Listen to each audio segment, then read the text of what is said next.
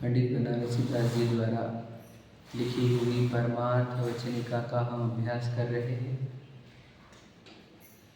हमने देखा कि एक जीव है, अनंत कर्म वर्गणाएँ हैं उसके हर एक प्रदेश, एक एक कर्म वर्गणा में अनंत कर्म परमाणु है और इतने कर्म परमाणु से यह जीव अनादि से बंधा हुआ है और उस कर्म परमाणु के फल इसको एक शरीर की प्राप्ति होती है और फिर वो शरीर जो है वो भी परमाणुओं का है, वो आहार वर्गणाओं का है। अब ये है वस्तु व्यवस्था, ये सभी जीव संसार है ऐसे। उसमें अगर उस जीव की बात करें तो वह जीव परमार्थ है, मतलब इस विश्व का सबसे महान पदार्थ है। ऐसा पदार्थ जो अनादि से लेकर अनंत काल तक रहता है, अपने ही क्षेत्र में, अपने ही प्रदेशों में रहता है और वह अपने प्रदेशों में रहकर ज्ञान, आनंद, सुख, वीर आदि सब पर उत्पन्न कर सकता है। बाहर किसी से कोई संबंध रखे बिना वो सबको जान सकता है अपनी स्वतंत्र योग्यता से। वो अपने अंदर से अरहंत सिद्ध दशा उत्पन्न कर सकता है, केवल ज्ञान आनंद चतुष्टय प्रकट कर सकता है। ऐसा वह शाश्वत भगवान स्वरूपी एक आत्मा, वो आप और मैं हूँ, उसको परमार्थ कहते हैं। परम अर्थ है, उसके जैसा कोई पदार्थ ही नहीं विश्व। आकाश काल धर्म अधर्म पुद्गल ये तो सब जड़ है, न कुछ जानते, समझ में, न सुखी होते न सुखी कर सकते हैं हमारे, समझ रहे। तो वे जड़ पदार्थ है, वे परम अर्थ नहीं है। परम अर्थ कौन है? वो मैं। उस परमार्थ ऐसे होते हुए भी आज हम हमारी दशा देख रहे हैं तो हम दुखी दिख रहे हैं स्वयं, समझ रहे। हम स्वयं को दुखी देख रहे हैं, दिख रहे हैं ना। हम परेशान नहीं हैं कि हम सुखी हैं। खुद को ही पूछो क्या मैं सुखी हूँ कि दुखी हूँ। सुखी तब है हम जब हमारे को कुछ धन मिल जाता है ना, जब हमारी प्रशंसा होती है, सब अनुकूलता मिलती है, सब हमारा सुनने लग जाते हैं, तो हमें लगता है कि भैया कितना सुख है, बताओ, बढ़िया है ना। और फिर जब इसके अपोजिट हो जाए तो दुखी हो जाते हैं। तो ये सुखी दुखी की ये परिभाषा सही तो है नहीं, है ना। अब वास्तविकता ये है कि 12 भावना की भावना हमारी ये है कि कहो न सुख संसार में तो कोई चीज़ सुखी है नहीं। हम देख नहीं पा रहे हैं, हम ऑब्जर्व नहीं कर पा रहे। हमारी परिणति दिन प्रतिदिन विकारी रूप हो गई है, समझ रहे। श्रद्धा को अहम करने के लिए, है ना, ये मिट्टी का ढेला मिला है, गंदा शरीर। ज्ञान अनुभव कर रहा है तो पर का ही अनुभव कर रहा है, जो परम अर्थ नहीं है उसका। और हमारे चारित्र निरंतर, है ना, राग द्वेष में स्थिर है या फिर राग द्वेष हो रहा है, तो बताओ इतना अभी तीन परिणति दीनहीन अनुभव करती है, भयभीत है, चिंतित है, पीड़ित है, आकुलित है, इच्छारूप हो रही है, समझ रहे। और भावों के अंदर हर क्षण उसके अंदर चिंता या भय बना हुआ ही है, हाँ या नहीं। कौन है ऐसा जिसके भावों में नहीं है ये? तो ये भावों में चिंता और भय काहे से आया है? वो तीन परिणति से आया है, समझ में आया कि नहीं। भावों में भय है, चिंता है नहीं है, हमारे इच्छा नहीं है, डर नहीं है इस भव का, परलोक का, मरण का भय नहीं है, वेदना का, अकस्मात का, अगुप्ति का, किसको नहीं है ये बताओ। हमारे में से किसको नहीं है? क्योंकि भय ये बता रहा है कि परिणति में दुख है, परिणति में भयंकर दुख है, समझ रहे। बताओ किसको चार प्रकार की इच्छा नहीं है ये बताओ पहले। क्या बोलो? पहली कि जिसको विषयों की इच्छा नहीं है, कोई भी देखने की, सुनने की, टेस्ट की, टच की, स्मेल की, किसको इच्छा नहीं है, पहला पॉइंट। दूसरा, किसको ऊंचा दिखना नहीं है, किसी को, कौन ऐसा जिसको नीचा दिखने पर कोई तकलीफ नहीं होती, समझ रहे। किसको दूसरे का बुरा करना नहीं है, दूसरे की दुर्भावना नहीं करता, समझ रहे। किसको और चीज़ें चाहिए नहीं, समझ में आया कि नहीं आया। कौन संतुष्ट है, कौन सरल है। तो ये सब बता रहा है कि हमारे अंदर इच्छाओं का साम्राज्य है जो दुख देता है। कौन ऐसा जो पाप को देखो दूर नहीं करना चाह रहा, कौन है ऐसा जो पुण्य के उदय को टिकाना नहीं चाहता? तो ये इच्छा का साम्राज्य बता रहा है कि अंदर दुख है। समझ रहे कि नहीं? पाप के उदय दूर नहीं होने पर दुखी नहीं होते हम, पुण्य के उदय दूर होने पर दुख नहीं होते क्या? बताओ। जो संयोग अच्छे लगते हैं, जो परिवार वाले लोग जो दूर हो जाते हैं अच्छे वाले, तो दुख नहीं होते हमारे को? ये तो सिद्ध कर रहे हैं हम कि पर्याय में दुख है। समझ में आया? वो बंद नहीं हो रहा है, क्यों पढ़ता? अटक गया। तो पर्यायों में दुख है, ये सिद्ध कैसे किया? समझ में आया कि हम ये इतनी चीज़ों में 4 प्रकार की इच्छा बोलो, या फिर भय और चिंता, समझ रहे, लोभ, तो ये सब चीज़ें बता रही है कि अंदर पर्यायों में दुख है। तो पर्याय में दुख क्यों है? बोलो, दुख क्यों है? मुझे तो भय क्यों है? इस लोक का भय, परलोक का भय आदि भय क्यों है, ये बताओ। क्योंकि क्योंकि हमको लग रहा है कि मैं ये मनुष्य हूँ। समझ में? और फिर मेरे जीवन क्या होगा? हे भगवान, हे भगवान, हे भगवान, हे भगवान, है ना, ये ना हो जाए, वो ना हो जाए। तो ये समझ में आ रहा है कहाँ से भय क्रिएट हुआ? बोलो भला, कहाँ से भय क्रिएट हुआ? ज्ञान गुण इस देह को पर द्रव्य नहीं जानता, अश्रद्धा गुण इस देह में अहम पना करती है, यहाँ से भय स्टार्ट हुआ है। चिंता कहाँ से स्टार्ट हुई है? बस क्या, इस देह के साथ गलत ना हो जाए। हाँ या नहीं? देह तो समझते नहीं, मेरे साथ गलत ना हो जाए। अच्छा, सीधी बात है। एक्चुअल में देह के साथ गलत ना हो जाए, फंडा है वो, लेकिन उसको क्या लग रहा है, मेरे साथ गलत ना हो जाए, और फिर मुझे कुछ तो भी करना पड़ेगा, बदलना पड़ेगा, नहीं तो फिर कैसे चलेगा? आपको कुछ नहीं करेंगे तो कुछ भी हो जाएगा। आप समझ रहे क्या? आधार कहाँ से इसका, इस चिंताओं का, इस भय का? वो 3 परिणति जो बाहर मतलब देह में हम बना वाली परिणति से ही इतनी पीड़ा है, इतनी चिंता है, इतना भय है। समझ में आ गया? तो अब ये भय, चिंता आदि ये जो परिणति, ये बता रही है अंदर दुख है। और फिर ये परिणति सुखरूप कब होगी? है जब वो शुद्ध होगी, या वो अपने आप को पहचान लेगी, उस परमार्थ को पहचानेगी। तो परमार्थ, उस तीनों परिणति परमार्थ की ओर मोड़े, सम्यक दर्शन, ज्ञान, चरित्र, मोक्ष मार्ग है। और वो तीनों परिणति परमार्थ से विरुद्ध जाए, इसका नाम संसार है। आप समझिएगा? इतनी सीधी बात है। अब देखो, हमारे को मैं प्रभु हूँ ये फील आ रही क्या? नहीं आ रही। मैं दीन हूँ ये फीलिंग आ रही कि नहीं आ रही? आती है हमारे को। तो ये दीनता फीलिंग कहाँ से आई है, ये बताओ भला। ये अहमपना गलत जगह स्थापन होने पर ही हुआ है। नहीं तो कैसे दीनता आनी चाहिए थी? हमारे को तो लगना चाहिए I am top of the world. समझ रहे? विश्व से सबसे भारी पदार्थों में ये फीलिंग क्यों नहीं आ रही? अहमपना गलत जगह होने से। तो बताओ, परिणति में हमारे दीनताहीनता जो दिख रही है, वो काहे की प्रतीक है? वो देह को अहमपना करने की ही है। तो परिणति मलिन है। अब कितना बुरा समय निकल जाएगा हमारा। परिणति मलिन है, समझ में आ गया? इन परिणति को मलिन होने का कारण इसने बता परमार्थ को नहीं जाना, और ये मिट्टी को ढेले को ही जानती रहती दिन भर। समझ में आएगी? इस मिट्टी के ढेले की परेशानी है उसमें, ना उसमें अहमपना है, अपने परमार्थ को न जाना है, न माना है, न उसमें लीनता है। बात समझ में आ गई? तो इन 3 परिणति को फिर अब क्या करना होगा? मोक्ष में तीनों परिणति उस परमार्थ की ओर जाए, मुड़े। समझ में? और परिणति जब परमार्थ की ओर नहीं मुड़ती तो क्या होती है? सटक जाती है अपने से, तो उसको संसार बोलते हैं। समझ में आ गया? संसार और मोक्ष मार्ग क्या है? मोक्ष मार्ग क्या है? तीनों परिणति भीतर आना। उमा स्वामी यही कहेंगे ना, और क्या कहा? मोक्ष मार्ग क्या कहा उन्होंने? पूजन, पाठ, भक्ति, अणुव्रत, महाव्रत, दीक्षा लेना, बता, मंदिर जाना, पूजा, ये कुछ है? गुरु सेवा, कुछ लिखा उन्होंने मोक्ष मार्ग? समझे कि क्या कहा? कुछ लिखा उन्होंने ऐसा? तो अणुव्रत, महाव्रत आदि मोक्ष मार्ग ऐसा कुछ लिखा उन्होंने? अब विचार करो जरा, ये भी लिखे ना। तो मंदिर, पूजन आदि वो भी मोक्ष मार्ग नहीं लिखे। 3 परिणति भीतर जाए, उसका नाम मोक्ष मार्ग। हम मोक्ष मार्ग कैसे मानते स्वयं को? हम रोज मंदिर जाते भैया, हम रोज पूजन भी करते, स्वाध्याय भी करते, हमने ये भी छोड़ दिया, वो भी छोड़ दिया, वो भी छोड़ दिया, वो भी छोड़ दिया, वो भी छोड़ दिया, वो भी छोड़ दिया, घर भी छोड़ दिया, परिवार भी छोड़ दिया, दीक्षा भी ले ली, हम तो मोक्ष मार्गी है। बताओ, मोक्ष मार्ग की परिभाषा दी क्या थी उमा स्वामी आचार्य ने?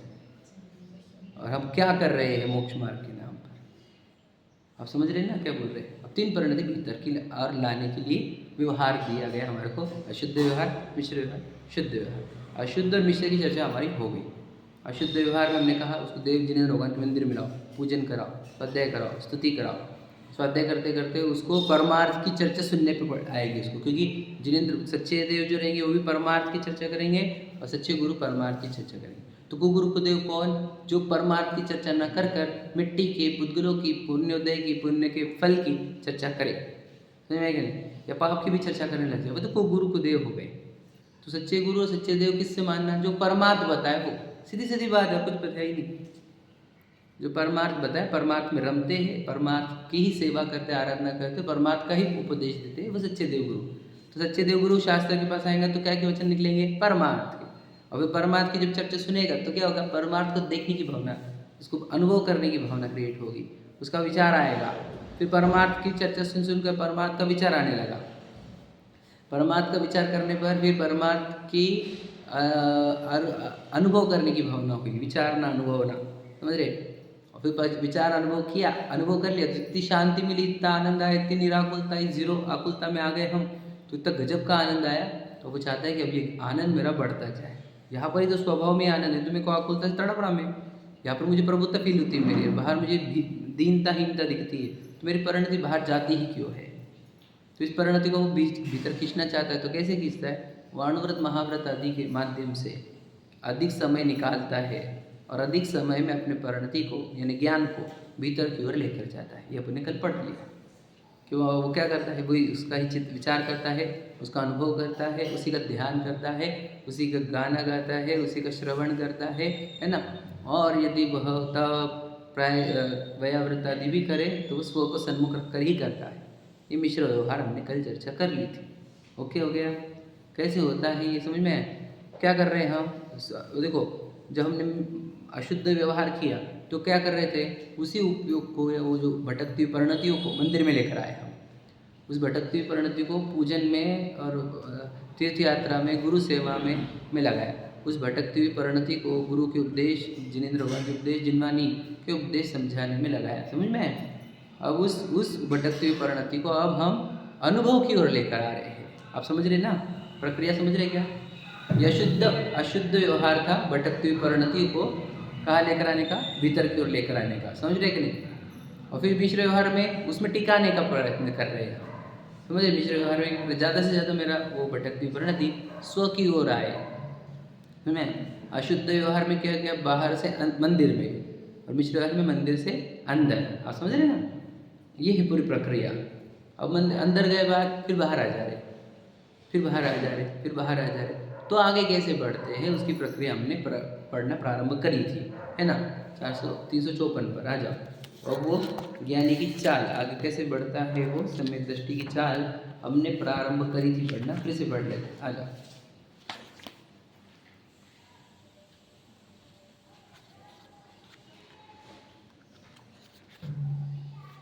ठीक है, सेकंड लास्ट पैराग्राफ। अब हे ये उपादेय रूप ज्ञाता की चाल, उसका विचार लिखते हैं।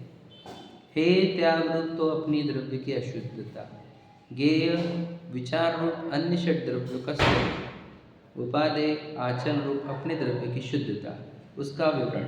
ठीक है, बस इतना है।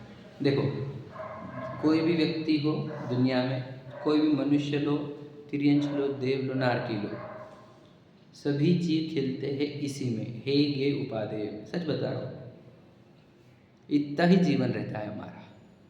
समझ में? कोई भी ले लो, मैं क्या बोलूँ, मनुष्य ले लो, तिर्यंश ले लो, देवनारकी, कोई भी ले लो, खेलते इन 3 चीज़ों में है, याद रखना। अब हम हमारी बात कर लेते, हम जो यहाँ पे बैठे हैं उनकी बात कर। देखो हमारे लिए हे क्या है, बोलेंगे आप? मैं बोलता हूँ, बोलो, बोल देंगे क्या है हमारे लिए? दरिद्रता है, प्रतिकूलता है, रोग है, निंदा है। समझ रहे? यही है ना? इष्ट का वियोग है, अनिष्ट का संयोग है, बराबर? इतनी है की कैटेगरी। इसलिए हम ये होने नहीं देने के लिए बहुत प्रयत्न करते हैं। समझे क्या भैया? अब उपादेय क्या रहता है हमारे? बोलो, इससे अपोजिट क्या? धन, पद, प्रसिद्धि, निरोगता, इष्ट का संयोग, अनिष्ट का वियोग, ये सब क्या है हमारे लिए? उपादेय है। समझ में आया ना? हाँ या नहीं? हम जी रहे इसमें क्या नहीं जी रहे? तो बोलो, दिन भर आप क्या के लिए दुकान पे क्या के लिए गए? बताओ रहा। उपादेय की प्राप्ति के लिए और हे के नाश के लिए। हाँ या नहीं? भोजन क्यों बनाए? बोलो, उपादेय की प्राप्ति और हे का नाश। समझ रहे क्या नहीं समझे? और कुछ दूसरा उपाय। और हमारे जीवन में ज्ञेय क्या है बताओ? हमारे जीवन में ज्ञेय क्या है? मैं बता रहा हूँ। अरे है थोड़ा सा, मतलब आप तो बोल रहे सही हो, लेकिन है कुछ ऐसा, जैसे क्या कि अपने भाई का क्या और आप लोग क्या लेन देना, बाजू वाले का क्या और आप लोग क्या लेन देना, समाज का क्या और आप लोग क्या लेन देना, देश का क्या और आप लोग क्या लेन देना। अरे आप लोग जो हो रहा है उधर उधर समझ में, वहाँ पे गे है कि नहीं, हम नहीं समझे, ये है कि नहीं ये पॉइंट ऑफ व्यू। ये जो अपने को क्या लेना देना जो है वो गे वाला पार्ट है। हाँ वो भी नहीं होता। अरे नहीं समझे तुम, मुझे बताओ एक खातिर सिंपल, रेड पड़ी तो कैसा हुआ आपको, दुख हुआ कि सुख हुआ? अच्छा तो फिर समझ में आया कि जब अपने हुआ नहीं हुआ तो क्या हुआ, फिर गे हुआ। आप समझे कि नहीं समझे? वहां पर तकलीफ क्यों नहीं हुई, क्योंकि गे की कैटेगरी में रखा गया था उसको। आप समझे क्या? अब पंजाब में इतनी बाढ़ आई, क्या फर्क पड़ गया आपको, क्या रखा आपने, गेम, और तुम मर गए, अच्छा तो हो इतना हुआ ना, कैसे कुछ हुआ ऊपर, तो कैसे रखा आपने पंजाब की बाढ़ को गेम, औरंगाबाद की बाढ़ रहती तो फिर वो हे में चली जाती थी, बराबर है कि नहीं? आप समझ रहे ना? तो हमारे भी जीवन में लौकिक जैसे मनुष्य जो हम सामने मनुष्य बोल के जी रहे, तो हमारे भी जीवन में तीन चीज़ें है या नहीं है क्या? आप पहले इसको ट्रेस कर लो कि ये तीन चीज़ें में जीतते रहते हैं हम, और हमारे पूरे एफर्ट्स देखो दो चीज़ों के लिए रहते हैं बस, उपाधि की प्राप्ति, हेय का नाश। किसी भी व्यक्ति को, तिर्यंचों को देख लो तुम, तिर्यंच जो प्रयत्न कर रहे हैं वो भी बोलो उपाधि की प्राप्ति और हेय का नाश। एक मतलब एफर्ट्स का जो त्रिभुवन में जीवन है ना, तो क्या सुख चाहे दुखते भय मत, आगे के नहीं, सुख चाहे मतलब उपाधि की प्राप्ति, दुखते भय मतलब हेय का नाश। समझ रहे क्या नहीं समझे? समझ में आया? पक्का हुआ क्या? दिखे ना आपके जीवन के हे उपाधि गे दिखे क्या आपको? दिखने चाहिए। समझ में आया क्या? हमको ट्रेस होने चाहिए। अब ये है अज्ञानियों ने बनाए हुए हे गे उपाधि, समझ में आएगा? ये अज्ञानियों के हे गे उपाधि है, ये मूर्खता भरे हुए है। समझ में आएगा? बुरा मत लगने देना, मैं भी हूँ इसके अंदर। क्यों ऐसा कह रहे हो आप? क्योंकि एक्चुअल में ये है गे उपाधि नहीं है रियलिटी में। फिर रियल वाले है गे उपाधि क्या है? मतलब सोचो, मैं आपको बताऊँ। अब सोचो हम धन को उपाधि में रखे, बराबर है, भगवान जी उसको छोड़ रहे हैं, तीर्थंकर परमात्मा। फिर उपाधि रहे तो तीर्थंकर क्यों छोड़ दे? समझ रहे? धन, वैभव, परिवार, स्त्री, पत्नी, बच्चे, वो हमारी उपाधि कैटेगरी में है ना, और भगवान जी वो सब छोड़ रहे हैं, तो कुछ तो भी मैच नहीं हो रहा। हमारे लिए जो उपाधि है वो किसी के लिए है क्यों? आप समझे क्या कह रहा हूँ? अब धनहीन पना हमारे लिए हे में, और मुनिराज धनहीन पने में जा रहे हैं, तो धनहीन पना उनके लिए उपाधि, और हमारे लिए हे कैसे क्या? कुछ तो मिस्ट्री है, ये तो समझना चाहिए हमने। मुझे इतना बताओ, देखो समझ लो कि मैं कोई चीज़ को वो किसी ने मुझे बोला राड़ो देता हूँ आपको 1 लाख रुपए में, ओरिजिनल है, वो कंपनी से मिल गई, अपने ढाप के लाए थे, आपको 1 लाख रुपए में दे दूंगा, समझ में? मैं और एक्चुअल प्राइस उसकी मतलब 10 लाख वाली है, तो बोले यार कंपनी से चुरा के लाई तो 1 लाख रुपये मिल रही होंगी, मैं तो बोले ले लेंगे मान के चलो। और कोई आते सब बोले डुप्लीकेट है, 10,000 में भी नहीं मिलेंगी, 5,000 में मिलती है उधर मुंबई में। तो कैसे लगता आपको कि यार ब्लफ कर दिया यार, मेरे को झूठ बोल दिया यार, मेरे सब धोखा हो गया मेरे साथ? मुझे बताओ, हमारे हे गे उपाधि के केस में हमारे क्यों लगता है कि मेरे साथ धोखा हो रहा है? कुछ तो नहीं। मैं जिसको उपाधि बोल रहा हूँ भगवान जिसको छोड़ रहे हैं, मैं जिसको हे बोल रहा हूँ वो उसको ग्रहण कर रहे हैं, फिर कुछ तो भी धोखा हो रहा है मेरे साथ, कुछ तो भी गलत बोला जा रहा है मुझे, कुछ तो भी मूर्ख बनाया जा रहा है मुझे। ये बात का एहसास होना चाहिए ना हमारे को कि मैं मूर्ख बन रहा हूँ तो नहीं हूँ। मतलब मैं गलत जगह, मैं दिन भर काय के लिए मेहनत कर रहा हूँ, पता है आपको? मेरा मनुष्य वो कहाँ बीता? अपने अपने आप को ही पूछो, जितना मेरे हो गए, मेरे जितने हो गए, आपके जितने हो गए, हमने कहाँ बीता है ये बोलो? क्या के लिए बीता? कितना जो बीता, कहाँ बीता? वो जिसको हमने हे माना था या जिसको हमने उपाधेय माना था, उसकी प्राप्ति में नहीं गया क्या? सच बताना। आप आपका कैलकुलेट करना सच में, मेरे लिए मत मुंडी हिलाओ बस। आप सिर्फ देखो, आपने जिसको उपाधेय माना उसकी प्राप्ति के लिए जिया कि नहीं जिया? आपने जिया ये मनुष्य, और जिसको आपने हे माना उसको छोड़ने के लिए तो जिया ये मनुष्य वो, और कहाँ है गए भाई? और एक्चुअल में फैक्ट ये है कि वो हे और जो हे उपाधि जो आपने माने वो हे उपाधि थे ही नहीं। बताओ, पूरा जीवन व्यर्थ हो गया एक शब्द में। समझे कि नहीं भैया? मतलब जिसको आप हे माने थे वो हे था ही नहीं, और जिसको उपाधि माने थे उपाधि था ही नहीं। बताओ, मतलब पूरा जीवन के ऊपर पूरा हो गया कि नहीं? चौकड़ी क्रॉस, समझे कि नहीं समझे? पूरे जीवन पे क्रॉस लग गया हमारे। क्यों? क्योंकि जिसके प्राप्ति के लिए जिया, सुख प्राप्ति है तो प्रयत्न कर, समझ रहे? तो वो जिसके लिए जिया वो एक्चुअल में उपादेय था नहीं, बता, समझ रहे? और मैं आपको बताऊं, जिसके लिए जिए, समझ लीजिए, जिसके लिए, जिसको उपादेय माना उसके लिए जिए, उसके लिए जीते हुए जो भाव हुए वो ते हेय क्या कहा? समझे? समझे क्या मतलब? हे प्राप्त कर रहे हैं पूरा जीवन भर। कुछ समझा क्या? उपादेय, काल्पनिक उपादेय माना, फिर उस उपादेय प्राप्ति के लिए जो भाव हुए वो एक्चुअल में थे हे। मतलब दिन रात हे की मात्रा बढ़ा कर मैं ये मान रहा हूं कि मैं उपादेय बढ़ा रहा हूं ये हुआ कि नहीं हुआ हमारे साथ? कितना बड़ा हुआ धोखा! इससे बड़ा धोखा और क्या हो सकता है? कि बताओ, बोल क्या रहा है मुझे उपादेय दूंगा और दे क्या रहा है? हे। हाँ या नहीं? और देखो, जो मोक्ष मार्ग था, व्रत, त्याग, नियम, आत्मकल्याण, ये हमारे को बताए क्या जा रहे हैं? और इसके कार्य में, इस काल में हमारे अंदर जो भाव उत्पन्न होते वो थे उपादेय। सोचो, उपादेय wrapped in hay and hay wrapped in उपादेय, समझे? रैपिंग, उल्टी रैपिंग हुई हुई है। इसी को तत्व संबंधी भूल ये कहते हैं, समझ रहे? तत्व संबंधी भूल, समझ में? मोक्ष मार्ग रैप काय में किया गया? बोलो हे में, और वहां पर उत्पन्न होते थे उपादेय भाव। और संसार पैक काय में किया, रैप काय में किया गया? उपादेय में, और अंदर होते उसके उस टाइम पे होते हे वाले भाव, समझ में? तो तीर्थंकरों ने देखो जो धन छोड़े हैं, प्रॉपर्टियां छोड़ी, राजवैभव छोड़ा, किसके लिए? उपादेय भावों की प्राप्ति के लिए, समझ में? हे भाव को छोड़ने के लिए, आप समझ रहे? तो हे उपादेय एक्चुअल में कहाँ रहते हैं? भावों में। ये बात याद रखना, एकदम सिंपल बता दो। देखो, लोग बोलते हैं आजकल कि धन पैसा बहुत है लेकिन सुकून नहीं है, समझ में? क्या सुख शांति नहीं है, कौड़ी की है ना सुख चैन नहीं है जीवन में, समझ में आ गया? धन बहुत है, तो मुझे होता है एक्चुअल में इसको क्या चाहिए था, पता है क्या? सुकून, समझिए क्या? और ये प्राप्त क्या कर रहा है? धन। और इसको ये इससे मिस्टर सॉल्व ही नहीं हुई कि वी नीड, समझ में आ गया? मैं आपको बता, मेरे भाषा में हमें अनुकूल परिस्थिति की नहीं, अनुकूल भावों की स्थिति चाहिए थी, समझ में क्या कहा? ध्यान सुनना। अब ये स्थितियों को अनुकूल बनाने के चक्कर में यार, भावों को नहीं, और समझदार लोगों ने भावों को अनुकूल बना लेते ना तो उनको परिस्थितियां दुख रूप ही नहीं करती। क्या कहा? गहरी लाज गई है, आप समझने की कोशिश करना।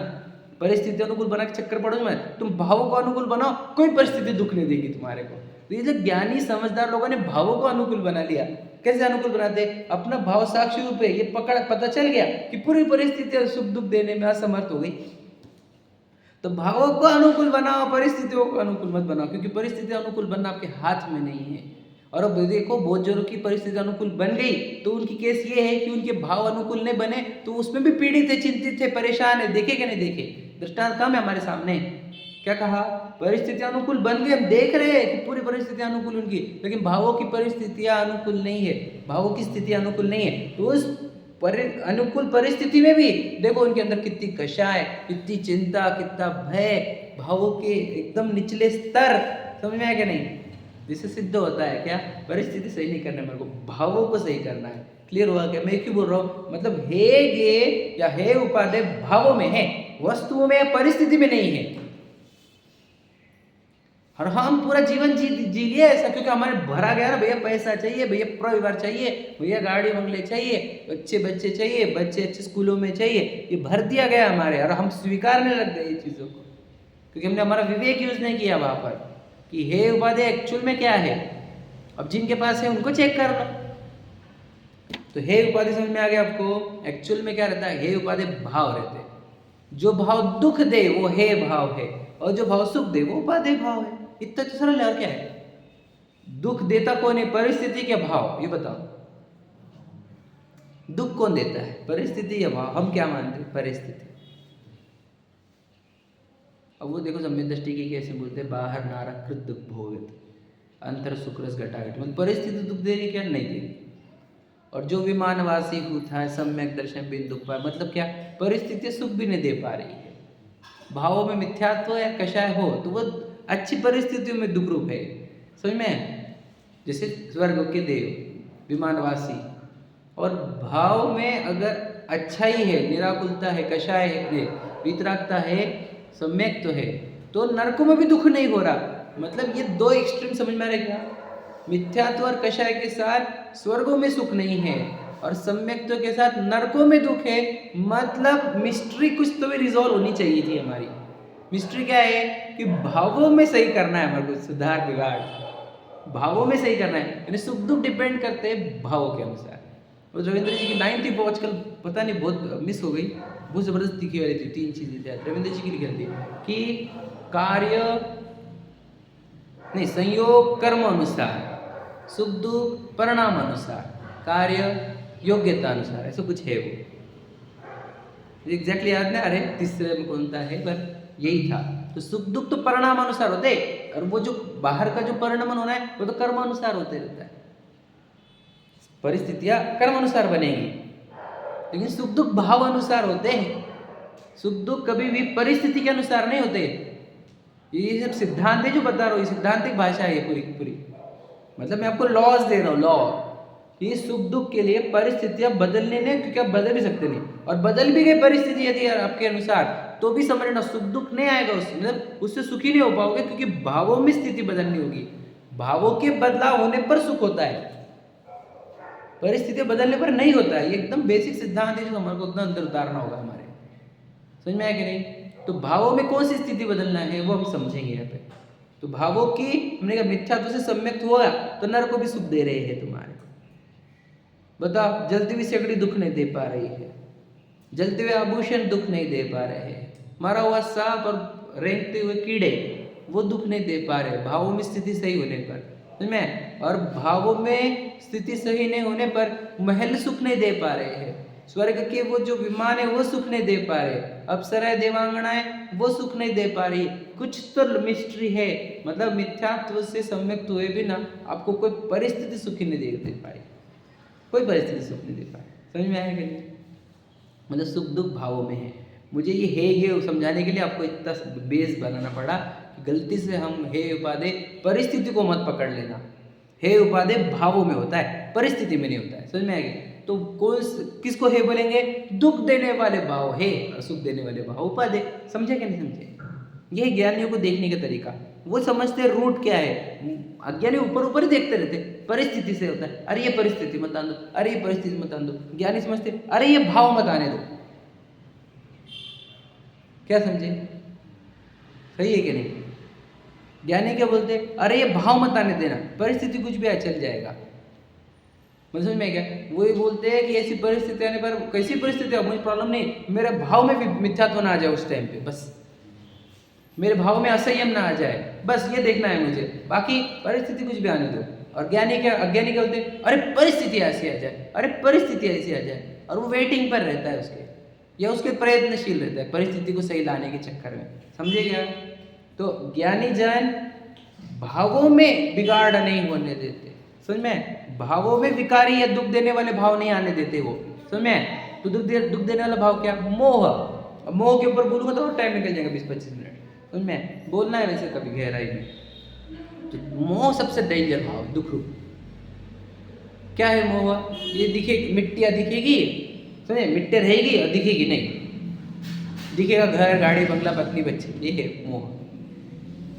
अब दिखा वो कि लगे और क्या जबरदस्त, अरे क्या जबरदस्त, अरे ये क्यों देखो है सब मिट्टी, और दिखेगा इसको ऑपोजिट, समझ में आएगा? जैसे पीले होने वाले को पीला पीला दिखता है, वैसे ही मोहियों को मिट्टी में घर गाड़ी बंगले दिखते हैं, पत्नी बच्चे दिखते हैं। क्या कहा, समझा गया?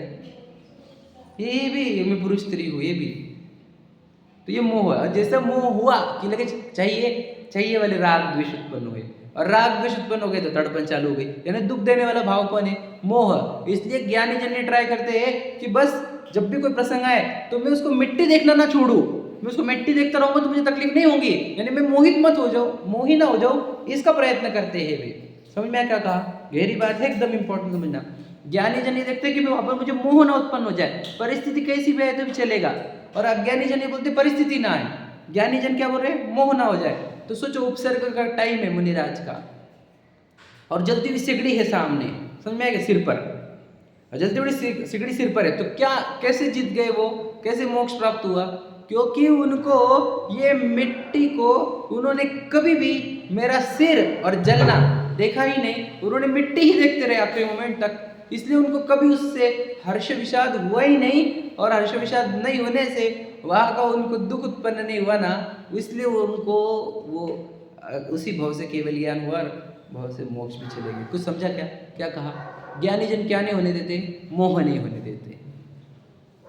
अज्ञानी जन क्या नहीं होने देते? उनको लगता है परिस्थिति नहीं होने दो, ये परिस्थिति नहीं आने दो, मतलब क्या, कोई मेरे पे उपसर्ग करे, ये परिस्थिति नहीं आने दूंगा मैं।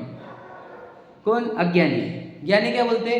परिस्थिति नहीं आने देने वाला मैं कौन होता? परिस्थिति को तो आना चाहिए जो आने का है, मैं मेरे अंदर मोह नहीं होने दूंगा।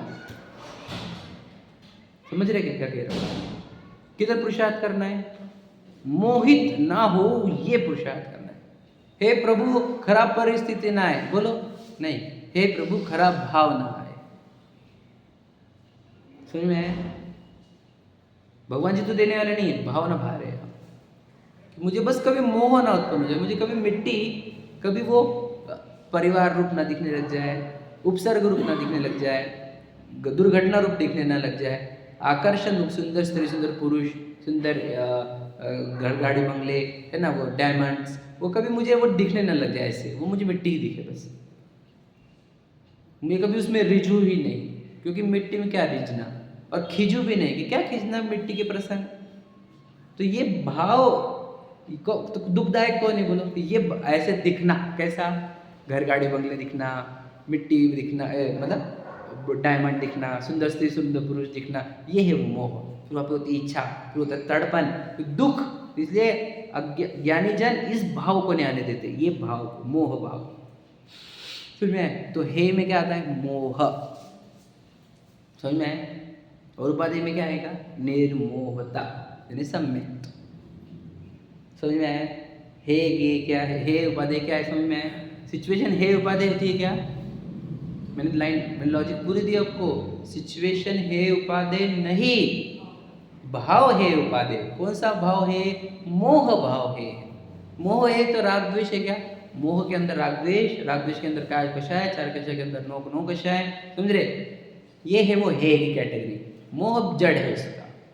और इधर निर्मोह, निर्मोह की दशा में सम्यक दर्शन ज्ञान चारित्र। समझ में आएगी? ये तीन भाव निर्मोहता के। फिर उसी की फिर लगाओ तुम संवर निजरा मोक्ष भी कह सकते। फिर उसकी फिर उपास समिति गुप्ती है ना, व्रत आदि ले लो, वो आगे सब उपादेय में। समझा? मूल क्या? मोह है और निर्मोहता उपादेय है। समझा? क्लियर हो रहा कि क्या कह रहा हूं मैं? मतलब है, और हम क्या कर रहे हैं? बोलो, प्रतिकूलता है और अनुकूलता उपादेय। और ये मूर्खता है क्या? नहीं है। मैं तो आपको बोला ना, आप आस के पास के कुछ लोगों को देख लो जिनके पास लौकिक अनुकूलता पूरी है क्या नहीं? आपकी दृष्टि में कुछ ऐसे लोग आपकी दृष्टि में है क्या? कुछ सच में देखो, अभी जो मैं बोल रहा हूँ प्रैक्टिकल करो तो आपको अच्छे से लगेगा। जिसके पास लौकिक अनुकूलता पूरी है, मुझे बताओ वो सुखी है क्या? गड़बड़ कहाँ है? बोलो बोला, भावों में। इतनी सिंपल बात है ये नहीं। अब मुझे बताओ, कुछ लोग आपने देखे होंगे जो जमीन झोपड़ी में रहते हैं, और वो थोड़े सुखी है कि नहीं इनसे, ये अनुकूलता वालों से? क्या खेल है? फर्क भावों में ही फर्क है। इस सम्यक दृष्टि ये नहीं बोल रहा हूँ मैं, इनकी इच्छाएं कम है, इनके अंदर समाधान ज़्यादा है। समझेगे नहीं? और वो मुनिराज जंगलों में, पहाड़ों पर। और बताओ, परिस्थितियाँ तो इतनी प्रतिकूल की कोई ठंडी गर्मी, बारिश, प्राणी, मच्छर, बताओ, कीड़े, कंटक, समझ में, पत्थर, नग्नता, समझ रहे? इससे ज़्यादा और क्या बोले हम? उपसर्ग करने वाले प्राणी पंछी है ना, सब अज्ञानी मोही, वो उपसर्ग करने वाले। कभी स्वर्ग की देवांगना की परीक्षा ले रही है, कभी कोई शत्रु पूर्व का वो आकर परीक्षा ले रहा है और बताओ परिस्थितियाँ कितनी प्रतिकूल, आनंद कितना परिपूर्ण, पूर्ण आनंद, बराबर है कि नहीं भाई। खेल काहे का है, भावों का। दूसरा कोई खेल तो सोचो समझदार लोगों ने कहाँ वर्किंग करनी चाहिए भैया, कहाँ भावों में। भैया प्रीतम भैया अग्रीड हो रहे हैं क्या, बस भावों में। तो भावों में क्या करना है मेरे बस, मिथ्या यानी मोहित ना हो जाऊं। मुझे कभी मिट्टी पत्नी बच्चे के फॉर्मेट में ना दिखे, मिट्टी गोल्ड बुलियन पद प्रसिद्धि के फॉर्मेट में ना दिखे, बस मुझे इतना ट्राई करना है। तो अपने आप मुझे राग द्वेष होंगे नहीं, मैं तड़पूंगा नहीं, दुखी होऊंगा नहीं, हो गया, समझे कि नहीं। तो अरे किसी बात कर रहे कोई आगे सामने और फिर वो हमारे को कैसे दिखेगा कि मिट्टी है कि नहीं। बैग भरी हो डायमंड की, या कोई सुंदर स्त्री या सुंदर पुरुष आ जाए समझ में, या फिर पद प्रसिद्धियाँ हो और हमारे को वो मिट्टी दिखे, ऐसा कैसे संभव है। समझ में, कोई उपसर्ग आके थप्पड़ खींच दी सबके सामने, मुंह पर थूक कर गया, समझ में, बाल खींचे, रोंग खींचा घर के बाहर है ना, फाड़ा शरीर को बांध बांध कर, और तुम बोल रहे सिर्फ मिट्टी देखो। Is it possible, yes is it possible, it is possible. अब उपसर्ग के प्रसंग क्या बता रहे हैं आप, हमने इतने उपसर्ग क्यों सुना आप, पूरे तीर्थंकरों के या पार्श्वनाथ जी के या फिर जितने मुनिराज के, वो क्या बता रहे हैं बताओ, कि वे इस प्रसंग में भी उसको मिट्टी देख पाते हैं और भाव में दुख नहीं उत्पन्न होने देते। सच है कि नहीं, या आप इसको आज मिस्टर को सॉल्व ही करो आप। मैं क्या करना है मुझे, कभी भी मैं मिट्टी छोड़कर कुछ ना देखूँ इसको, समझ में आएगा कितनी जबरदस्त बात है। मतलब अपन प्रलोभन के विषय रहेंगे और आप मिट्टी देख लिए तो आप उसको लेके जाए फालतू, ये फिर डर का विषय रहेगा। नाग आगे सामने मिट्टी दिख रही, मिट्टी मिट्टी काटी खत्म चक्कर, जब ये ना काटने काट, समझ में। प्रभु मैं बस मिट्टी देखना ना छोड़ो इतना भाव होना चाहिए हमारे अंदर, समझे क्या। मैं आपको वो दे रहा हूँ वो साइंस जो मैं सिखाते साल। मैं जब तकलीफ कब पाता हूँ, जब मैं मिट्टी देखना बंद कर देता, जब मैं उसमें उलझ जाता हूँ कि देखो इन्होंने मुझे ये बोला, देखो ये व्यक्ति है, देखो ये इसने ऐसा बोला, अब मैं मिट्टी देखना बंद कर दिया। अब हो गई मेरे अंदर राग द्वेष और फिर मेरे अंदर हो गए तड़पन, समझे गए। तो मुनिराज वो जो उपसर्ग जीतना, फिर पत्नी बच्चे छोड़े दीक्षा के टाइम पे, तो क्या छोड़े, चक्रवर्ती ने 6 खंड छोड़े, 18 करोड़ घोड़े छोड़े, 84 लाख हाथी, 96,000 रानियाँ, इतने पुत्र, 9 रत्न, समझ में, एक रत्न की रक्षा करने वाले 1000 देव छोड़े। कैसे छोड़े, हाउ, एक मिट्टी जाना, मिट्टी जाना क्या लगा कठिन छोड़ना, मिट्टी पराई छोड़ दी। अब मिट्टी देखे बिना छोड़ोगे तो याद आएगी उसकी, फिर उधर नई मिट्टी बनाओगे अपनी समझ में, फिर अलग वाली मिट्टी, वो घर नहीं बोलेंगे उसको, हम उसको मठ बोलेंगे, हम उसको संस्था बोलेंगे, हम समाज के लिए कर रहे बोलेंगे। आप समझ, मिट्टी का प्रेम जो का त्यो, हम जानते हैं, हम सब हकीकत जानते हैं, इसलिए बोल रहे हैं आप, समझ में। तो हे प्रभु कभी मुझे मिट्टी लुभाए नहीं, लुभाए, देखो मिट्टी देखूंगा तो लुभाता नहीं वो, गोल्ड देखा तो लुभाएगा कि नहीं, रसगुल्ला देखा कि लुभाएगा कि नहीं, हाँ रसगुल्ला देखेगा तो लुभाएगा, मिट्टी देखेगा तो नहीं लुभाएगा। सुंदर पुरुष या सुंदर स्त्री अपोजिट जेंडर देख के लुभाता कि नहीं, समझ में है कि नहीं, वो तो ऐसा देखेगा तो लुभाएगा, मिट्टी देख तो नहीं लुभाता, मलिन शरीर देख तो नहीं लुभाता, समझ में है कि नहीं। तो क्या करना है, देखने का तरीका, तो ये चश्मा कैसा, इस चश्मे से अब समझ में आ गया, जैसे एक्सरे मशीन सिर्फ हड्डियाँ दिखती, इस चश्मे से अब सिर्फ मिट्टी दिखेगी। हमने चश्मा पहन लिया, कौन सा, आपको सम्यक का, सम्यक ज्ञान का, अब हमको कोई चीज़ दुभाती नहीं, कोई चीज़ देखती नहीं, हो गया कि नहीं, आ गया वो भाव, सुख देने वाला भाव प्रकट कर लिया और दुख देने वाले भाव को छोड़ा, ये है वो है और ये है उपादेय, क्लियर हुआ। तो फिर वो जो प्रसंग होंगे वो क्या होंगे, गे, आ गया वो तीनों चीज़ें सिद्ध कर दी हमने जो यहाँ पर लिखी हुई थी। मिट्टी देखना होगी, मिट्टी तो पूरी गई है, मिट्टी को कुछ बदलना है हमारे को कि डायमंड वाली मिट्टी मत लाओ, ये ना काम करो, ये नहीं समझ आएगा मतलब क्या? नहीं नहीं नहीं भैया, पत्थर वाली मिट्टी मत लाओ, डायमंड वाली मिट्टी लाओ। क्या फर्क पड़े मिट्टी मिट्टी? रसगुल्ला वाली मतलब नमक वाली चाहिए, बिना नमक वाली नहीं चाहिए, मिट्टी चाहिए, मिट्टी में जा रही, क्या फर्क पड़ गया? समझ में? नहीं नहीं भैया प्रैक्टिस थोड़ी हमारे को इतनी। हाँ ठीक है, प्रैक्टिस कर, कोई टेंशन नहीं, हफ्ते में एक बार कर, महीने में एक बार कर। समझ में क्या? अभी मैं 2-4 दिन से प्रैक्टिस कर रहा हूँ, वो आपको बता रहा हूँ।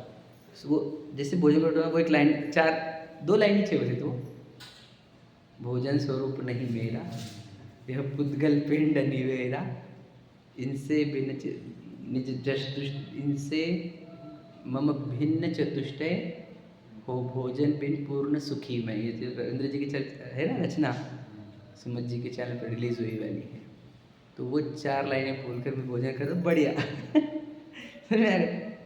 भोजन स्वरूप ही नहीं आपका, हम खाते नहीं, आप भोगता है। समझ में? ये तो पुद्गल पिंड निवेरा है, इनसे मम भिन्न चतुष्टय, मेरे चतुष्टय से पूरा भिन्न है ये भोजन की प्रक्रिया, समझे? और इसके बिना मैं पूर्ण सुखी हूँ। मैंने तो एक दृष्टांत दिया आपको, तो आप बोले नमक कैसे छोड़ सकते हैं हम, मिट्टी तो मिट्टी देखने का उसको, तो वो आइटम देख रहे भारी भारी, और क्या भाई पिज़्ज़ा है, तो क्या भाई दाल बट्टी चूरमा। देखो अट्रैक्ट कर ले रहे, तो मिट्टी नहीं देख रहा, तो फिर वो उसका अट्रैक्शन तोड़ने के लिए तो बोल रहे नमक छोड़, तो अट्रैक्शन धीरे बढ़ते जाएंगे उसके। समझ में है कि नहीं? खाता तो नमक ही चाहिए किसी में भी डाल के, टेस्ट तो नमक की चाहती है। समझ में है कि नहीं? समझदार जी का दृष्टांत है, कोई भी चीज़ में टेस्ट तो एक नमक की लेता है, फालतू के आइटम भरता है मिलावट, नमक के बिना तो ढकते नहीं वो।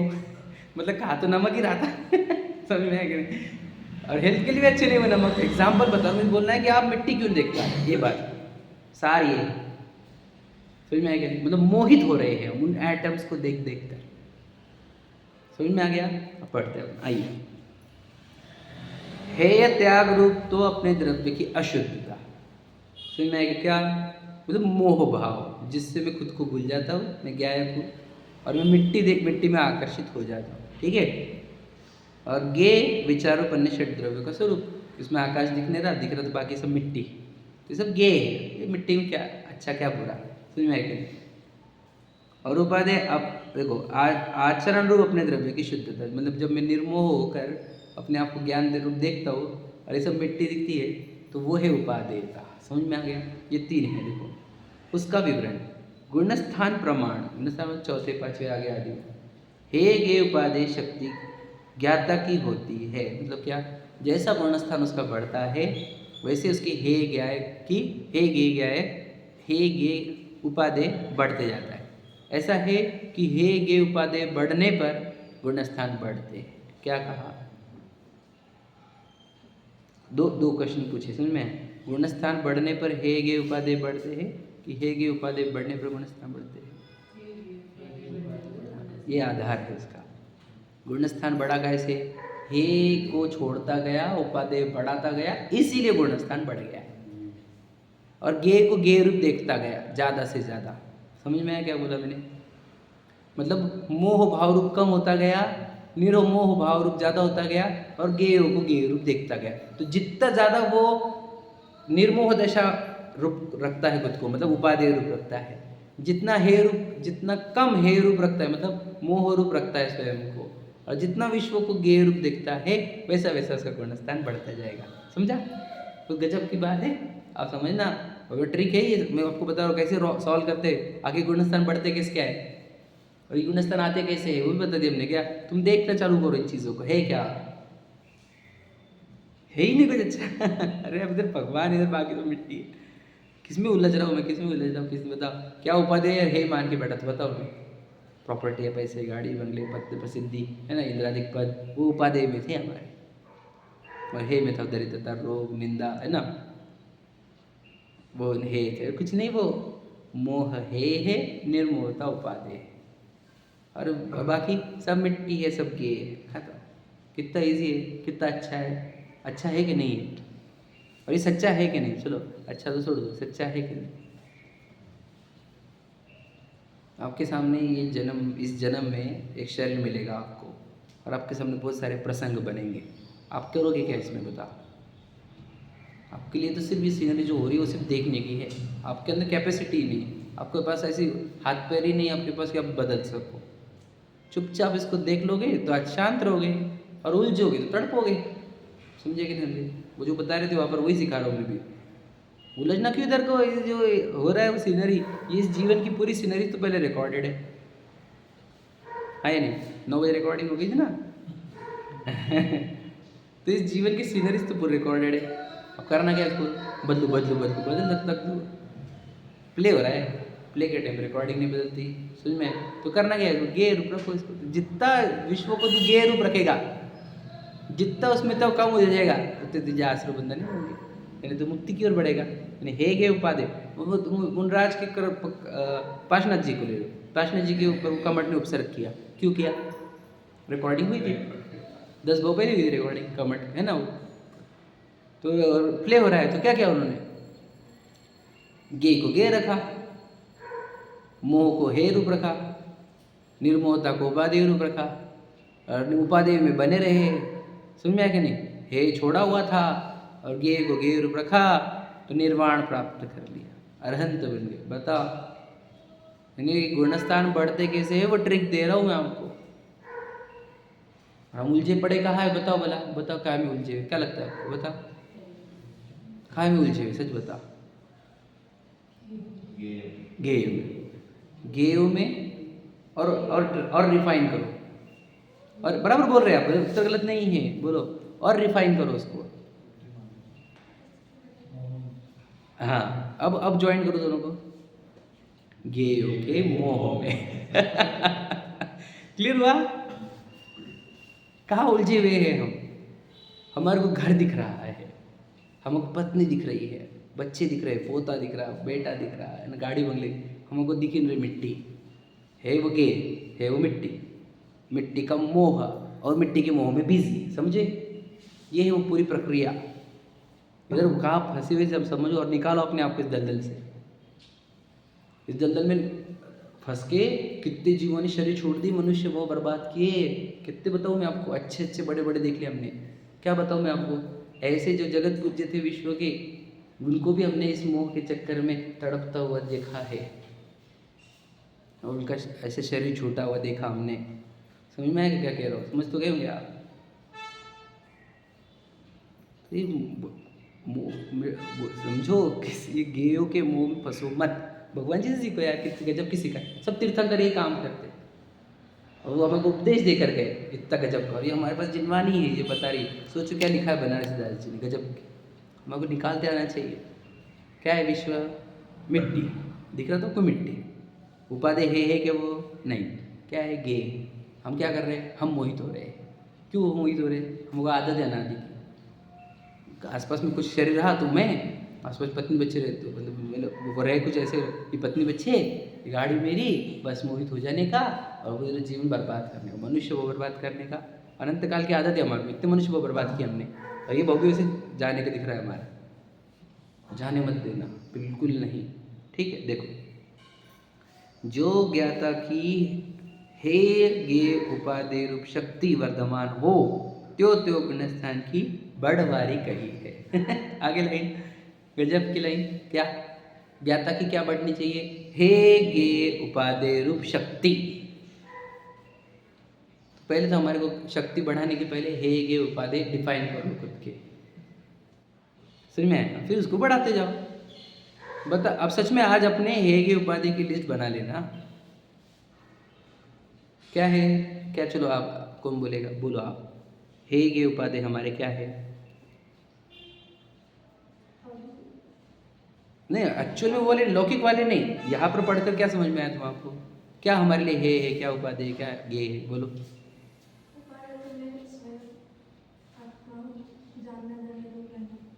ठीक। जो बाहर की परिस्थिति हम्म उसमें है, वो सब है, उसमें कुछ चेंज हम कर नहीं सकते।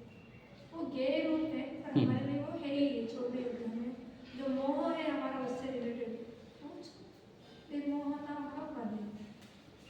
ठीक है, बोलो आप। मोह राग द्वेष ये है, हम्म भाव में अपने को संभालना है, सावधान रहना है। और उपाधि मेरी आत्मा है, जो उनकी अपने को कंटिन्यूस विचार में लाना है ठीक है।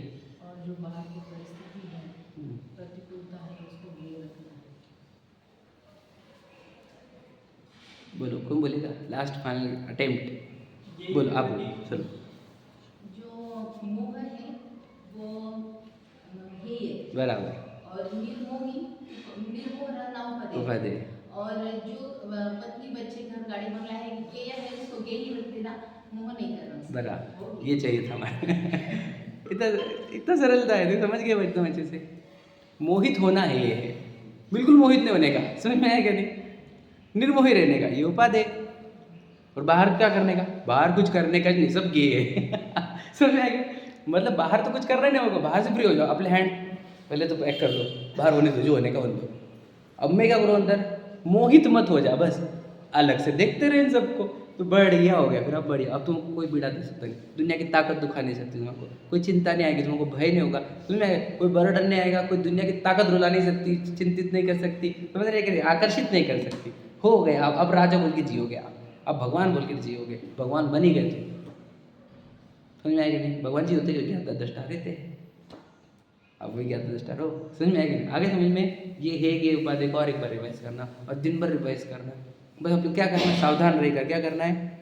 कभी मोहित मत हो जाओ, मैं मोहित ना हो जाओ गलती से, याद रखना, दिन भर ही प्रयत्न करना। इसी को बोलते सावधान रहना, प्रतिपल अपने में सावधान रहना, यही सावधान रहना है। और याद रखना, सम्यक दर्शन की एक परिभाषा ये भी है, सावधान जो रहता है वो सम्यक दृष्टि, समझे कि नहीं? स्वरूप के प्रति सावधान सम्यक दृष्टि, और जो स्वरूप के प्रति असावधान रहता है वो मिथ्या दृष्टि। समझ में आ गया? चलो, सहजानंदी